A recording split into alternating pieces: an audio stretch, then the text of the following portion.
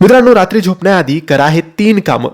सगळ्यात आधी स्वयंपाकघर स्वच्छ ठेवा आणि जी आपली उष्टी भांडी असतात ती सकाळसाठी ठेवू नका, ती रात्रीच स्वच्छ करून व्यवस्थित जागी ठेवून द्या. स्वयंपाकघर एकदम स्वच्छ असलं पाहिजे. जेव्हा लक्ष्मी माता आपल्या घरात येईल तेव्हा तिला ते स्वच्छ दिसायला पाहिजे.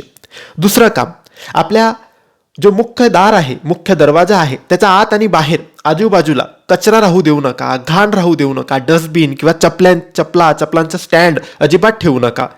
मित्रांनो, त्यानंतर रात्री झोपण्याआधी आपले हात पाय स्वच्छ करून देवघरात जा, नमस्कार करा, स्वामींना नमस्कार करा आणि मगच झोपायचे. मित्रांनो, जसा दिवस आपल्याला वाटतो की चांगला जावा, यासाठी आपण देवाचे नामस्मरण करतो, देवाचे दर्शन करतो की दिवस आमचा चांगला जावा, तसंच मित्रांनो रात्रसुद्धा महत्त्वाची असते. रात्री आपल्यावर कोणते विघ्न येऊ नको, आपल्यावर कोणती अडचण यायला नको, कोणते संकट यायला नको, म्हणून देवाचे दर्शन घेऊनच आपण रोज झोपायचे. श्री स्वामी समर्थ.